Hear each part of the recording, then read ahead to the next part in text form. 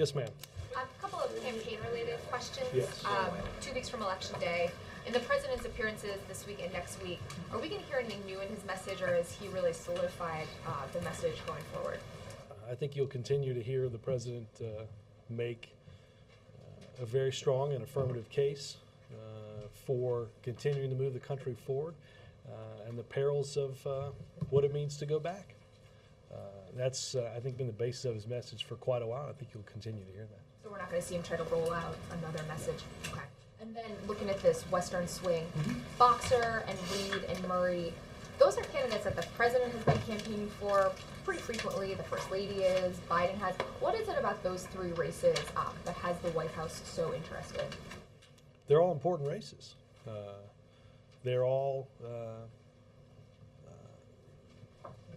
They're important votes in the Senate. They're important races. President knows each one of them from his work and their work in the Senate, and is anxious to go out and campaign for all 3 of them. Does the president feel like he can be more effective in those states than states like Arkansas or West Virginia?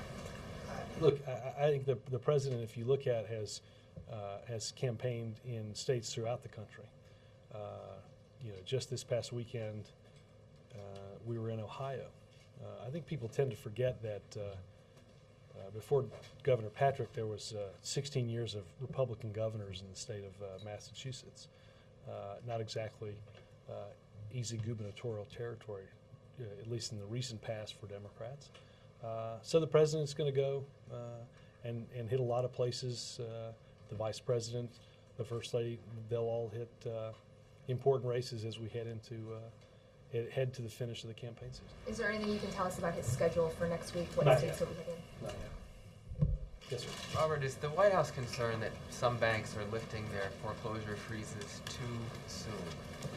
Well, Jeff, as you saw the statement that I put out, there is an ongoing process through FHA, started before this round of stories, where we had concerns and wanted to ensure that services are complying fully with the laws of this country. Tomorrow at HUD, there's a meeting of regulators, including Secretary Donovan, Secretary Geithner, Tom Pirelli from the Justice Department, to talk through sort of where we are on our look at this process, and that process, again, as I said, is will continue over the course of the next several weeks. You mentioned your statement this morning. Was that the reason for your sending that fueled by any concern about this lifting of freezes happening too quickly? Well, again, we are our concern has been ensuring that the process adequately complies with the law.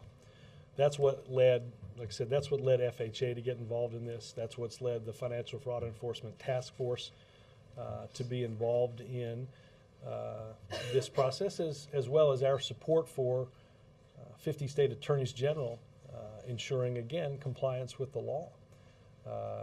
That is, obviously, that's tremendously important in this process. We have talked about over the past week or so the danger that we see in, though, halting the entire housing market, and the danger that it would provide or potentially provide writ large, and its effect on the economy. I guess it's just still not clear to me if you think are they lifting these freezes too soon, or is that not well, a again, concern? we are looking at their process in order to determine their compliance with the law. Obviously, they have certain requirements under the law that have to be met, and if they're not meeting those requirements, they certainly can face fines from us, and they can face legal action from homeowners. Did the president discuss this with the Secretary Geithner in their meeting today? I don't know if this came up specifically. My guess is it likely did.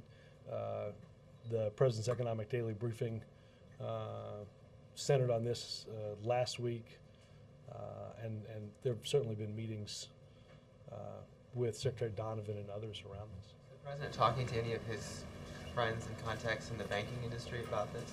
Nothing I'm aware of, no. Jake?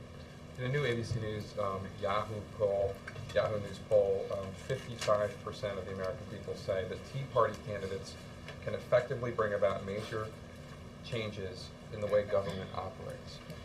How did the president and the Democrats lose the mantle of change?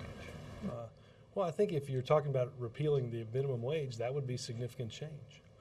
I think if you're talking about questioning the validity of whether Social Security should happen or whether there should be a Department of Education, I think that all qualifies significant change. I said effectively bring about major changes. Yeah, that would effectively bring about major change. Jake, I'd have to look more closely at what the poll says. This is not necessarily in relation to the Tea Party, but I think there continues to be a frustration with the pace of our economic recovery, based largely on the fact that, as I've said before, the hole that we're in is huge.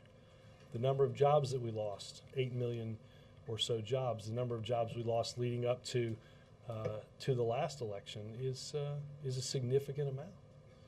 Okay, one other thing. Later this week, the administration is going to release a report on women in the economy.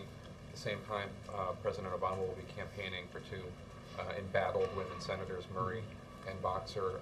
Is there a relation between the two? Well, no, I think obviously the president has been focused throughout this administration on our economic recovery, on ensuring that businesses have the credit they need to expand. And I think this is just a continuation of that concern and demonstrating what can and should be done to fix our economy.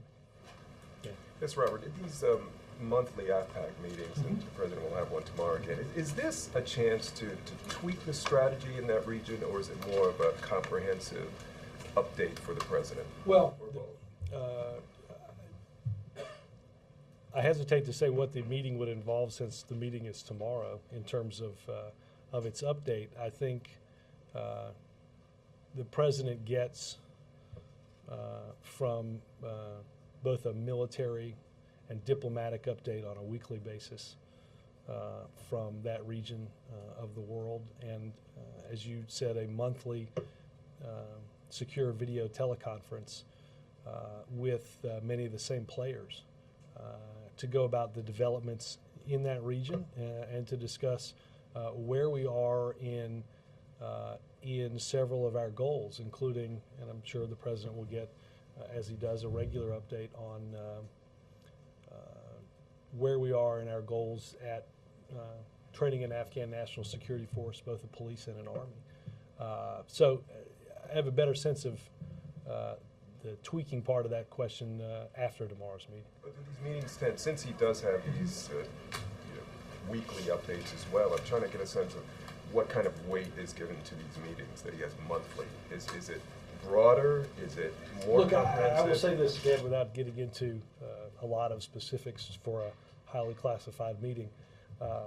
There are, obviously there's a broader perspective, and then there's granularity as you go through, and as commanders and our diplomatic representatives go through developments on the ground in different parts of the country. The president, as I said, gets that weekly, gets a fairly thick weekly update, and as well as this monthly teleconference, and depending on the range of issues that are confronting the situation, again, it can be very granular. It can be.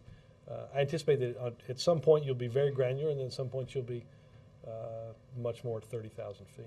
And is the White House satisfied with what Pakistan is doing to go after the insurgency in its own country?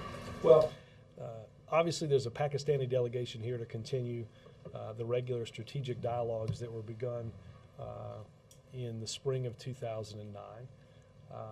I think we see an unprecedented level of cooperation from the Pakistanis in taking on insurgents, because we understand, unlike in the past, it's now in our mutual well-being to do so. That having been said, Dan, throughout this process and throughout these meetings this week, there will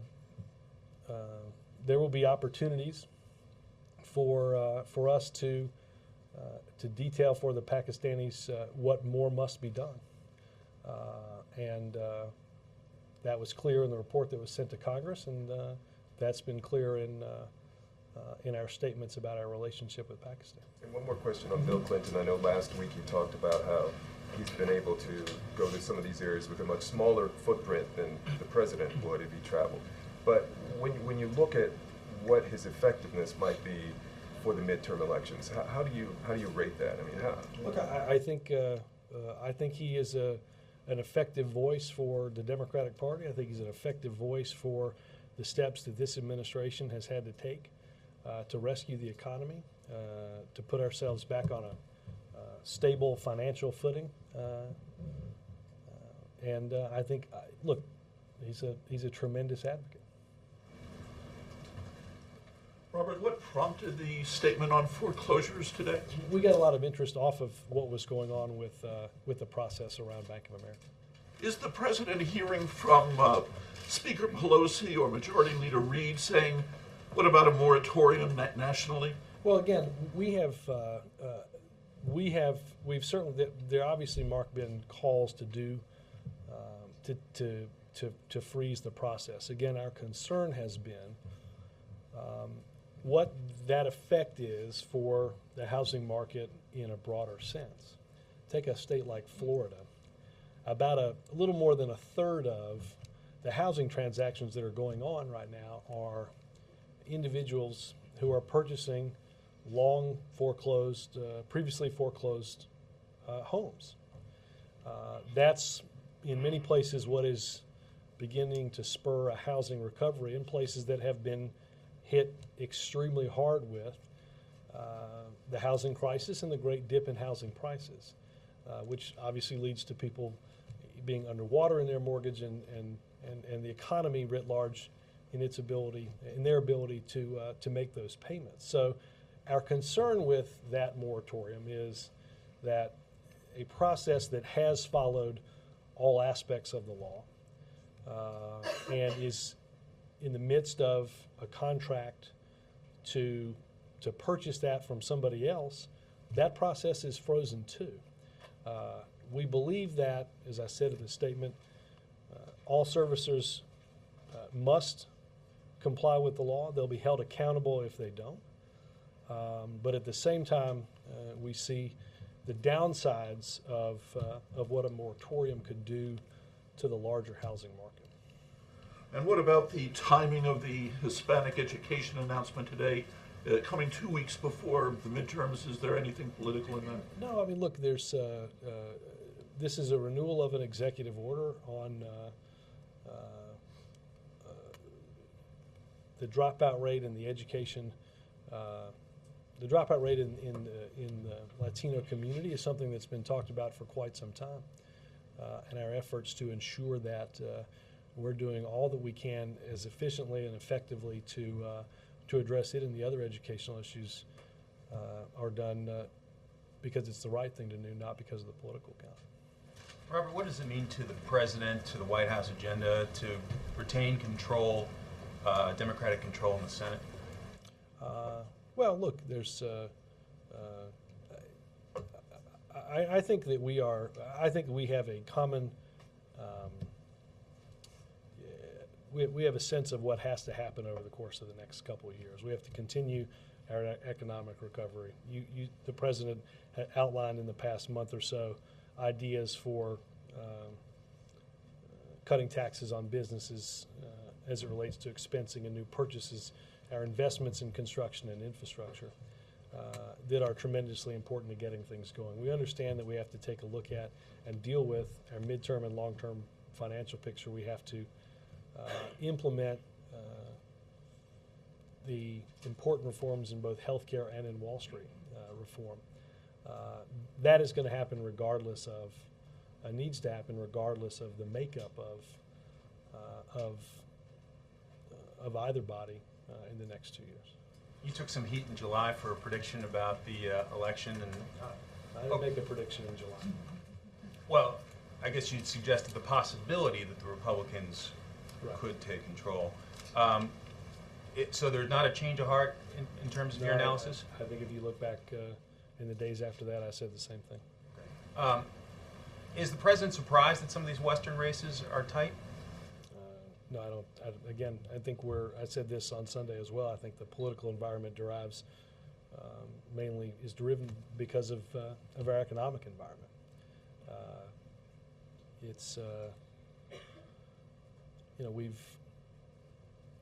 We're at 9.6% unemployment. We've seen 8 million people lose their jobs. We've been dealing with a housing crisis for several years, all of which we're making progress on. Housing market largely stabilized. 9 months of private sector job growth. We're moving in the right direction. I think that's the president's message out on the campaign trail, because that's what we see as the facts on the ground. Kentucky Senate race has gotten kind of nasty over a campaign ad about Rand Paul's religion when he was in college. Does the president think it's time to move on from digging into people's religion, particularly in their youth, or? I've not talked to I've not seen the ad. I have not talked to the president about the ad. You guys have proposed a $250 emergency payment to seniors because there's no cost of living adjustment this year from Social Security. I just wonder, the reason Social Security didn't enact another COLA is because the cost of living didn't go up. So I just wonder how you justify spending $13 billion on it. Look, we've seen an economy that has seen the savings of seniors as a result of investments change dramatically. Is $250 going to help with that, though? I think it did when we did it in the Recovery Act, just like I think it did with Make Work Pay, and I think it would make a difference in the lives of seniors now, yes. You mentioned the Making Work Pay tax cut, which obviously I think was about a third of the stimulus for these tax cuts. Right. Making Work Pay was, if my math is correct, about 40 of the $290 or so billion in tax cuts, yes. Okay, so you've had those tax cuts and the stimulus. Our poll, for example, continually shows people don't think health care is a good idea. I wonder if you feel any responsibility that Democrats are fighting so hard in these races, and a lot of them, frankly, losing because of a failure to communicate on some of these policies. In particular, a lot of people not even knowing, for example, realizing that they got a tax cut. Well, again, because in some of these places, you may have states and localities that have raised property taxes or raised different taxes in order to deal with budget gaps and budget deficits. In terms of Making Work Pay, we modeled Making Work Pay differently than tax cuts that had been done previously, where one check was mailed out, and when people get one check, they realize this is all we're getting. And in terms of that, it's harder to get that money back into the economy.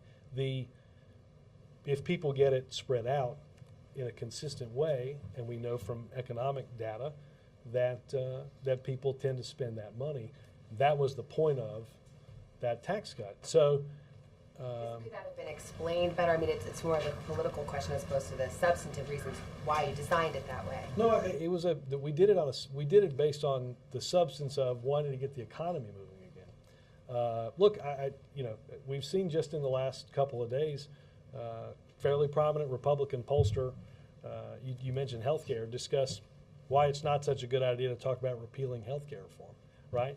The seniors that got checks that to start beginning to close the donut hole, something that was left as part of the Prescription Drug Act that was passed in the early 2000s. That people up to 26 can stay on their parents' insurance. That for the first time they're making decisions. Families are making decisions that are not at the mercy of a child that's sick, getting kicked off of their own health care. I think those are issues that make a real difference in people's lives. You've spoken numerous times about the Republican failures to work with you on various issues. Looking ahead to next year, are you considering at all what the White House, if the White House needs a different approach in working with Republicans? Well, look, we will continue to reach out to those on the other side of the aisle to get things done on behalf of the American people. We will,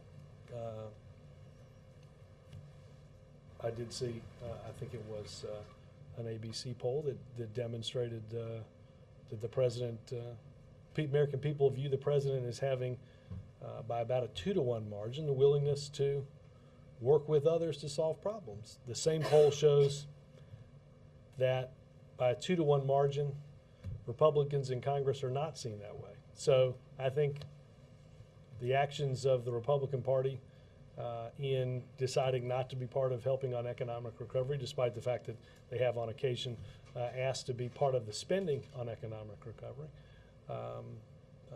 not doing anything on Wall Street reform and things like that.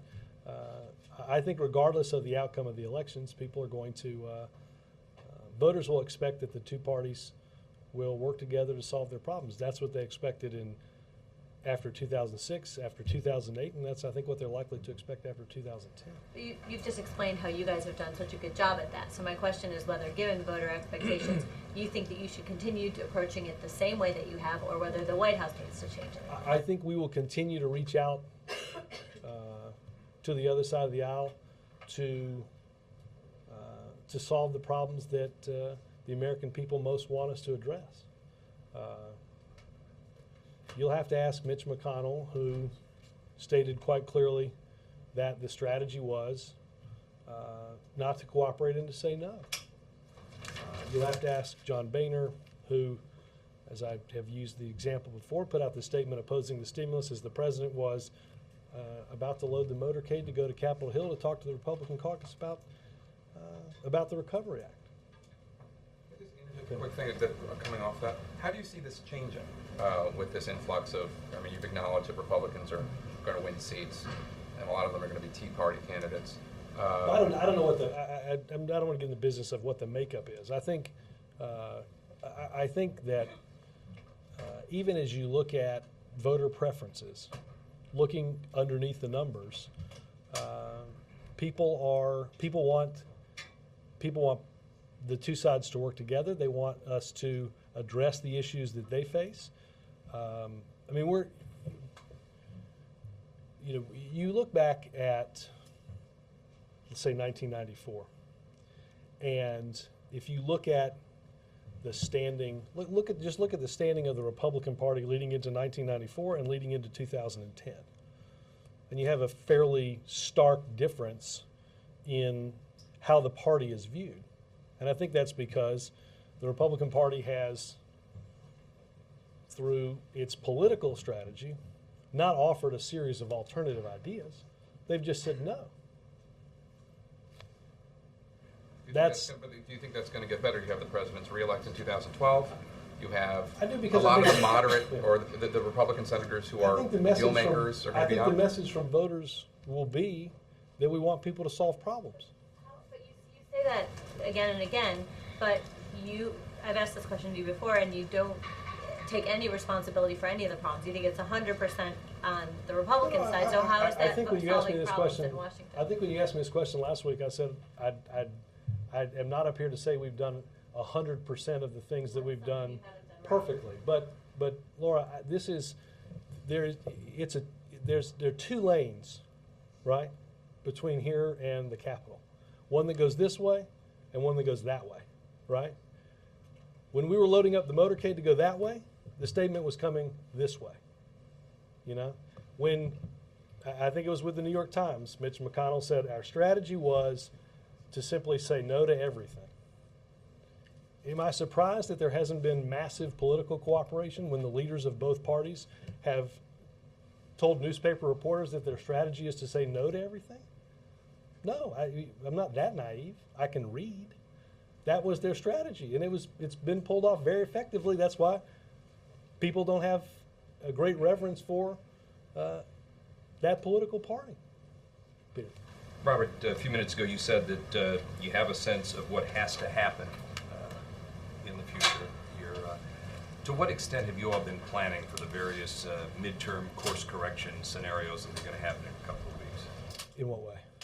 Well, to what extent has the White House been gaming, been planning how it's going to respond if, you know, if the Republicans take control of the House, if they make big gains in the Senate? I have not been, and I don't know of a massive number of meetings on that. I think, Peter, we've been focused on what we have to do at hand. There'll be time for that later. So you're going to wait until... Well, again, it's not as if there aren't plenty of things to do in the next 2 weeks. What's the point of having a trigger for cost of living increases for Social Security if every time that trigger isn't met, money just goes out anyway? Well, I'd take into account the economic situation that we're in and understand, as I said earlier, that we've seen what happens, and we've seen what has happened to people's life savings, to their investments, and to the struggles that they've had in this economy. Our belief was that that this is still something that is needed, and that's why it was proposed. Robert, I'm sorry. How closely is the administration involved in these regulatory reviews for foreclosures as far as if something arises that might need a policy remedy? Well, again, we've had fairly regular meetings here. We have, like I said, the president, the president spent time specifically on this within the past week, even as FHA has several weeks ago begun looking into that process. We will, as these evaluation processes, these investigations conclude, we'll see what those show. Look, I would be remiss if I didn't mention that some of this will ultimately fall to the role of the Consumer Financial Protection Bureau, an office that, if we roll back Wall Street reform, won't exist. I think that's important as we move forward in ensuring that we have a voice that's on the side of consumers in this process. Robert, 2 questions. Twice in recent weeks, the president has quoted from the Declaration of Independence and has omitted the Declaration's reference to rights, quote, endowed by their creator. Why did he omit this part of the Declaration? I haven't seen the comments, Lester, but I can assure you the president believes in the Declaration of Independence. Okay. In his interview with Rolling Stone, the Are president... you a subscriber, Lester? No. I thought you might be slightly out of the In his interview with Rolling Stone, the president called Fox News, quote, destructive to the country. And my question, does he also believe that talk radio is destructive to the country, or is it only Fox News? I don't remember the exact quote of the president's, Lester, but speech is obviously important in this country, but facts involved in that speech are equally important as we enter into these political debates. I think that's what his objection largely has been. John? A federal judge in California has made it clear she's not going to probably uphold the stay of the injunction of Don't Ask, Don't Tell. And the president said recently that Don't Ask, Don't Tell will end on his watch. Mm-hmm. Is he or will he put pressure on Harry Reid, Senate Majority Leader Harry Reid, to push for a vote during a lame duck session, 1, and 2, depending on what happens after the midterms, how does the president see ending Don't Ask, Don't Tell if he has diminished majorities or no Democratic control? Right. Well, first and foremost, in terms of, well, let me, the process obviously with the judge will render on her own ruling. That then likely goes to a 3-judge panel to consider. And we're certainly monitoring developments as is the Department of Justice. The president believes that the policy will end under his watch precisely because in the Senate, in the defense authorization bill pending in the Senate, is a provision that would repeal what the president believes is unjust, what the president believes is discriminatory. It's passed the House. The president will push for defense authorization to be passed containing that provision when the Senate comes back from the lame duck. We have obviously a lot of important business in that legislation. The repeal of Don't Ask, Don't Tell is certainly one of those aspects. My sense is if you can get through a filibuster, and again, everything takes 60 votes these days, that there are a majority of U.S. senators that believe, as the president does, that this policy isn't right, and that it harms our national security. So the president will work during the lame duck to ensure that that bill is passed, and that what's passed the House and what's passed in the Senate can end up on his desk for his signature. Well, let me just, Jonathan, again, I think if we can get past the procedural hurdles that a majority of the U.S. Senate believes, as the president does, that it is time for this policy to change. The courts have, in a number of different instances out west, have determined that the lifespan of this policy is coming to its natural end. I think that that was recognized in the House. I think will be recognized in the Senate, and the law will be repealed. If the president believes that, then why doesn't he repeal it now? Is he just waiting until after the election? Well, we can't repeal it now because the Senate's not here. And remember, the law that was passed in the early 90s does not give the power to repeal the law to the commander-in-chief. It's a congressional action that can only be durably repealed through another legislative action. So I think the president was asked last Thursday at the town hall, why not simply sign an executive order like Harry Truman?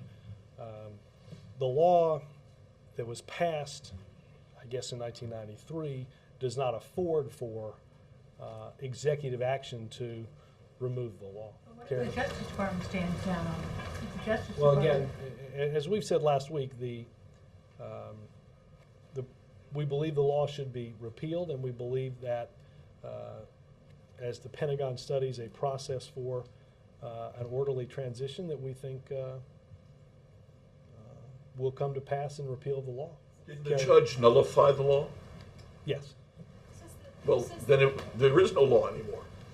Again, the earlier answer that I gave, which is that we believe that a process has to be put in place for that orderly transition. Yes, Yes, since the Justice Department is, officially appealing the case, is it necessarily true that the president believes that Don't Ask, Don't Tell is a constitutional law? Again, I have enumerated for you the president's belief that that it's unjust, it's discriminatory, and that it harms our national security. But you've never enumerated for us his belief on the constitutionality of the. I'm confused though. If it does end up in Congress going to a filibuster, would you guys force a filibuster? Because you've never done that before. Force a filibuster. I don't know which. Where you actually, if you were saying that if it can get through a filibuster, Republican filibuster in Congress, Right, but you've never actually forced a filibuster before. You've never vetoed or called the Republicans bluff on anything. Well, maybe I'm confused at what you're. We have. Well, again, the president will work to try to get 60 votes. And if he doesn't, would he force the Republicans to filibuster it? The final passage of the bill, again, there has to be a vote to take. It's in the underlying bill. It's in the base bill.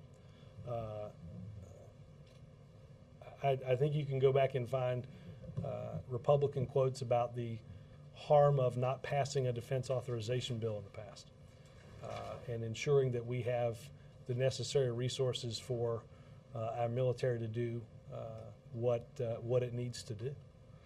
On the West Coast swing, I know you said that the White House is focused on the task at hand, not on looking at what happens after the elections. Mm-hmm. What's your wish list then for the next few days as you go out on this West Coast swing? What does President Obama hope to accomplish?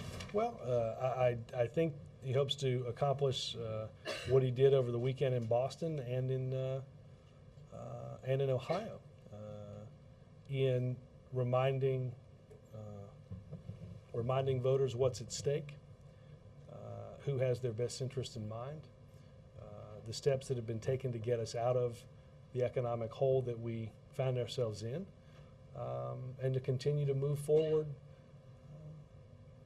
on those policy decisions. That's, I think, been the basis for what he's talked to voters about over the past couple of weeks, and I expect that that will continue tomorrow and throughout the trip out west.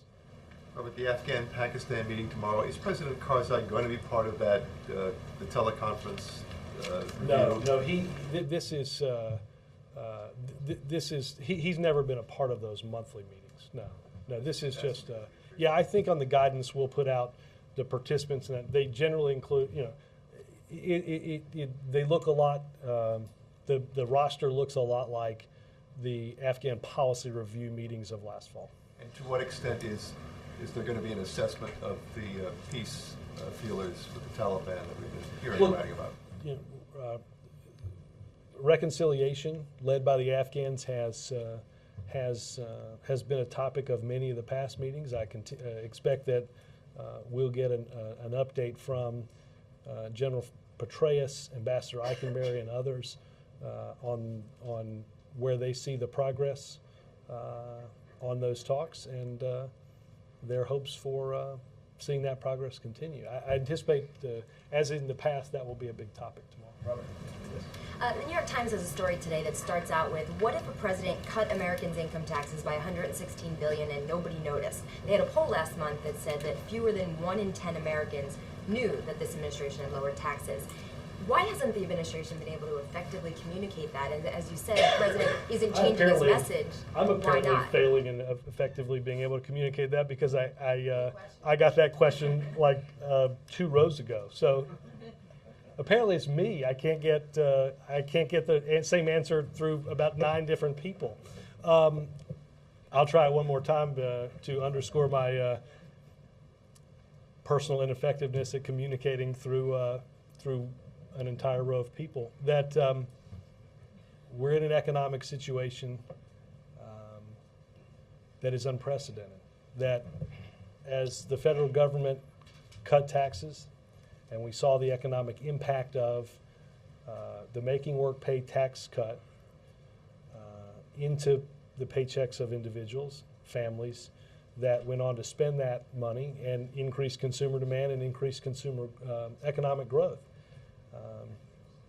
That's not to say that people aren't making an evaluative decision on their entire financial outlook, or whether or not the state or the locality that they live in had to raise taxes. We could have mailed checks in bulk, and when I mean in bulk, I mean the entire amount out. But economists found that when that happened in the past administration, most people tended to save and not spend that money. Our hope was to get that money into the economy. That's what has happened as a result of dividing that tax cut up and putting it into people's paychecks. Robert, thank you. In the president's car ditch Slurpee metaphor that he's been using, he says that the idea here is that I mentioned that, as Mark appropriately pointed out, it now includes lattes. And lattes. That the Republicans can ride along in the car, but they have to sit in the back seat. Is that language about firing up the base, or does President? No, we really mean they should sit in the back.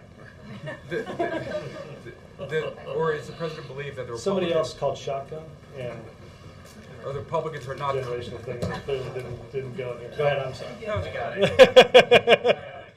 I got it. Yes, a couple of them. Oh! Hold on. Only because that was in last week's Rolling Stone. Go ahead, I'm sorry, Peter.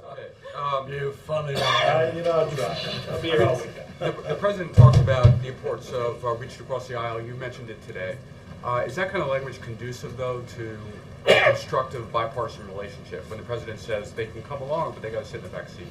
Well, look, Peter, I think the president has, as I said earlier, I think the president has on issues big and small, tried to work with and tried to offer opportunities for Republicans to work with Democrats in coming up with solutions for them. We're in a campaign season now, and I don't actually think the president thinks they're drinking a lot of Slurpees, but sorry. But I think that I think the president uses it as a metaphor for the role that Republicans have thus far played. Look, we're as I said, we're hopeful that regardless of the outcome, Republicans seek to participate in representative democracy. That's what the voters demand. I think that's what they'll hope to see regardless of the outcome of this election. George? Yeah.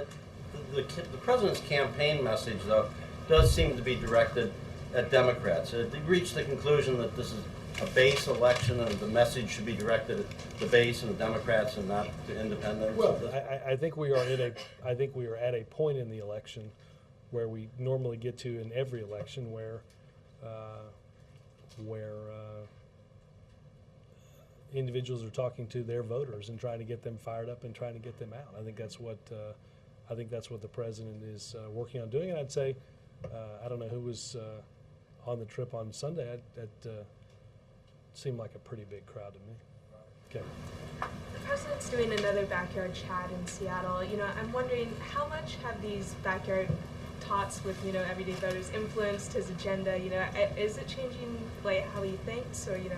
Well, look, this is, you know, from, you know, dating back more than 6 years, the president has done some form of, I think you could call this roughly a town hall meeting, where you hear directly from the concerns, the concerns of, and the interests of voters in America. He'll certainly continue to do that. I think we hear the importance of cutting taxes on small businesses. We hear the importance of continue our education reforms. We hear a lot of issues that are not just important to the American people, but important to this administration. And we'll continue to pursue policies to ensure that we're making good on the promises that the president made just a few years ago running. April. Robert, back on the midterms, what constitutes a win and or loss for the Democratic Party after November 2nd? I'm not gonna play predictor, April. I will have plenty of time to talk about what the results are. I'm really not asking you to play predictor. I'm just asking you to define it, because the way I understand it, there is a historic effort in this midterm election season through the Democratic Party to push for the base to get out to vote. As I understand it, in years past, it had not been done. At least the last 12 years, it had not been done. So, and with that push, this historic push, there will be at least some, there'll be better than normal anticipation that the numbers will be higher than they were in the past. So that's why I asked, and I'm not asking you to predict, but there will be a little bit more movement than before, at least. Well, look, I think that the efforts of the campaign committees and the DNC particularly at helping to fund those campaign committees has reached a level of help that hasn't been seen certainly by those committees in any sort of recent memory. The amount of technology that's being used, the funds that go from the DNC or leftover funds from the president's campaign directly to campaigns, to the campaign committees that ultimately help campaigns, is unprecedented. We are, the Democratic Party is working every day to increase enthusiasm and therefore increase turnout as we get closer to elections. Do you, on that note, do you expect that your base in certain communities, particularly where there are more African Americans, more youth, and maybe independents, that you will see a higher than normal poll Look, numbers off year, showing? no, well, look, as compared to 2008, look, I will say this, that there rarely are instances in which the composition and the enthusiasm in a presidential year is obviously always different in an off-year election, by definition. They're different in special elections. It's our hope to take, in these races, a winning coalition and put them together for the Democratic candidate. That's not to say that again, the composition and the level, we're not going to have as many people vote in 2010 as we had in a presidential election, simply by definition of the fact that they're off-year elections. Stephen? Did the President agree with David Cameron's contention last night in their phone call that the UK would still have a first-rate military after the defence cuts? I noticed that it didn't say that he did during the readout you put out. I can certainly check the readout, but I think that our view is that certainly that the level of help and cooperation that we get and the sacrifice of that country in places like Afghanistan is vital and important to our coalition, and that they will indeed continue to have a first-rate military. May I follow up, Robert? Since that call, today Britain announced the defense budget will fall 8%.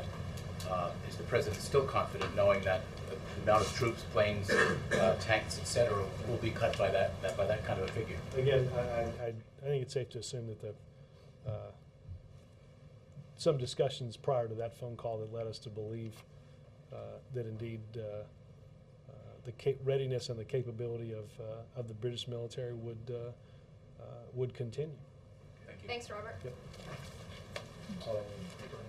In this busy campaign season, how is President preparing for his trip to India next month, and what does he want to achieve during this trip there? Well, and we'll have a chance to go through some of the briefings on this in the days upcoming.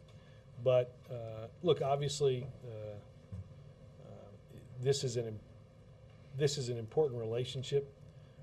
It was the first state dinner that was held here. I think that gives you a degree of understanding in terms of the significance that this government and this administration puts on that relationship. We will have, it's an important economic relationship. It is, which again we'll have a chance to go through. So the President is involved in fairly regular meetings with the national security team to ensure a successful visit not long after the elections. It's an important trip. We understand, look, just from the viewpoint economically, we understand what we have to do to create jobs, to grow our exports, to ensure that it just doesn't fall on American consumers to drive world demand. That's a lot of what you'll hear the President talk about on that trip, and hopefully have some tangible results from it. Thanks, guys.